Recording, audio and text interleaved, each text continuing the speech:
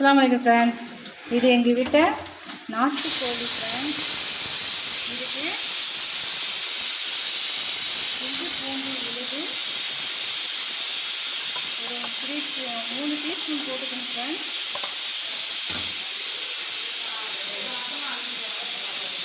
அதுக்கப்புறம் ஜீரகம் தூள் ஒரு 3 தேக்கரண்டி,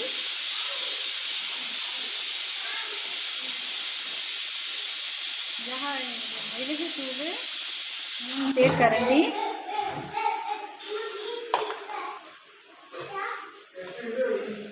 மஞ்சள் தூள் 2 தேக்கரண்டி, தேவையான அளவு உப்பு,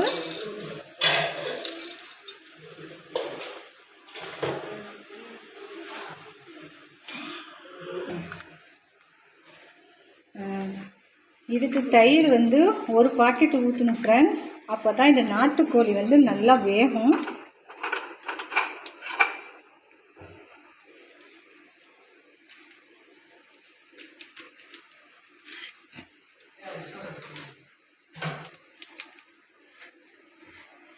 இதை எல்லாத்தையும் ஆட் பண்ணிக்கிட்டு எலுமிச்சப்பழம் இருந்தால் அதையும் ஒரு 2 எலுமிச்சப்பழம் ஆட் பண்ணிக்கலாம். நான் இதை தான் ஃப்ரெண்ட்ஸ் எப்படிக்கு ஆட் பண்ணுறேன். இது கொஞ்சம் நேரம் ஊற வைக்கணும். ஒரு 2 நிமிஷம் ஊற வச்சா தான் ஃப்ரெண்ட்ஸ் இது கொஞ்சம் நல்லா பொசன்னு வரும். ஃப்ரெண்ட்ஸ் அடுப்பில் கடாயை வச்சாச்சு.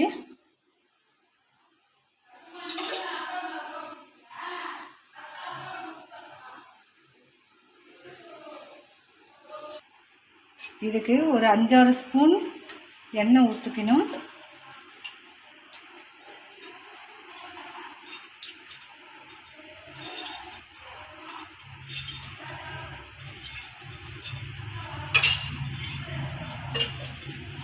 அப்புறம் பட்டை கிராம்பு ஒரு 4-5 போட்டுக்கணும்.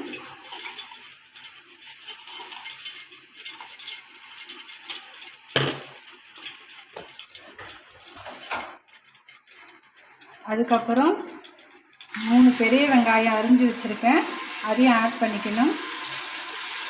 அதோட ஒரு 4 பச்சை மிளகாய் வச்சுருக்கேன், அதையும் சேர்த்து ஆட் பண்ணால் கொஞ்சம் நல்லாயிருக்கும்.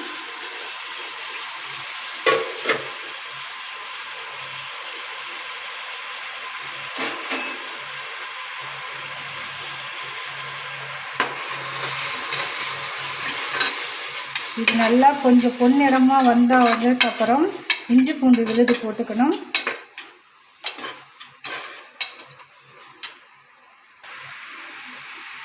வெங்காயம் கொஞ்சம் பொன்னிறமாக வந்திருக்கு. அதுக்கப்புறம் நாட்டுக்கோழியே இருக்கிறதுனால ஏற்கனவே கோழியில் வேற 3 டீஸ்பூன் இஞ்சி பூண்டு விழுது போட்டிருக்கேன். இருந்தாலும் இது நல்லா வேகிறதுக்காக இதுக்கு ஒரு 3 டீஸ்பூன் இஞ்சி பூண்டு விழுது போடணும்.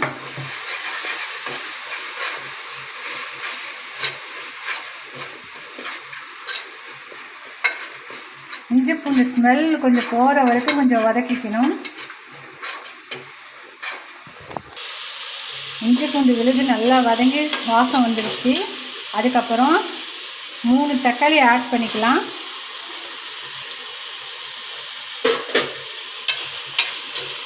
இதுவும் நல்லா வதங்கினதுக்கப்புறம் இது கொஞ்சம் தக்காளி கொஞ்சம் மசையணும்.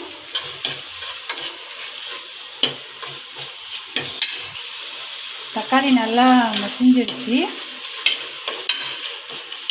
அதுக்கப்புறம் 3 தேக்கரண்டி மிளகாய்த்தூள்,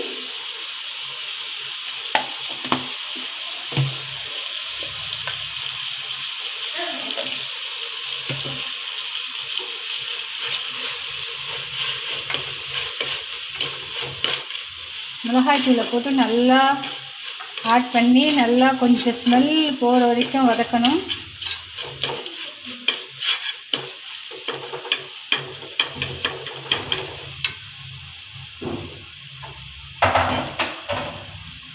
ஏற்கனவே இதில் எல்லாமே போட்டு வச்சுருக்கேன்.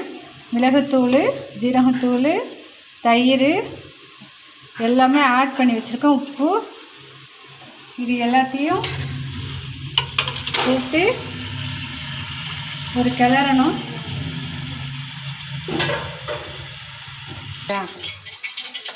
இது நல்லா ஒரு 2-3 வாட்டி கிளறிட்டு அப்போ தான் அதோட உப்பு காரம் எல்லாமே இந்த நாட்டுக்கோழியில் ஏறும்.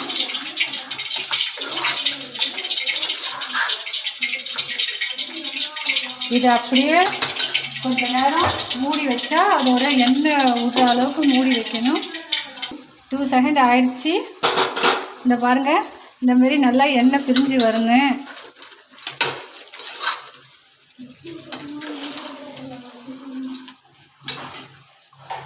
அதுக்கப்புறம் 3 தேக்கரண்டி மல்லித்தூள்,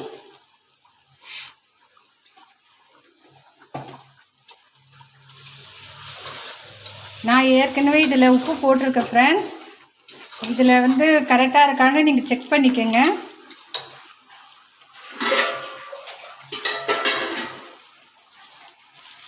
அதுக்கப்புறம் ஒரு 2 டம்ளர் தண்ணி ஊற்றிக்கலாம்.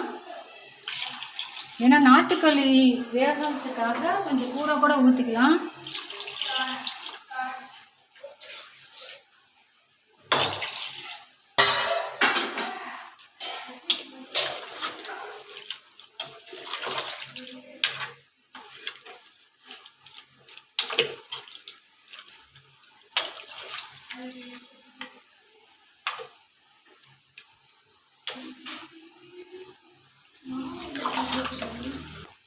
அதுக்கப்புறம் இந்த தேங்காயில் வந்து பாதாம் முந்திரி போட்டு அரைச்சி வச்சுருக்கேன்.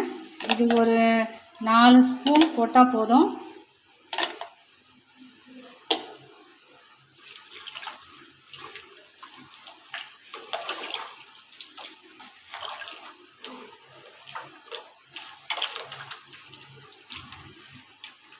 அவ்வளோதான் ஃப்ரெண்ட்ஸ். இந்த விசில் வந்து ஒரு 15 விடணும். அப்போ தான் இது நல்லா நாட்டுக்கோழி வேகும். இந்த ரெசிபி உங்களுக்கு பிடிச்சிருந்தா இந்த சேனலை லைக் பண்ணுங்கள், கமெண்ட் பண்ணுங்கள், ஷேர் பண்ணுங்கள், சப்ஸ்கிரைப் பண்ணுங்கள், பக்கத்தில் பில் பட்டனை கிளிக் பண்ணுங்கள் ஃப்ரெண்ட்ஸ்.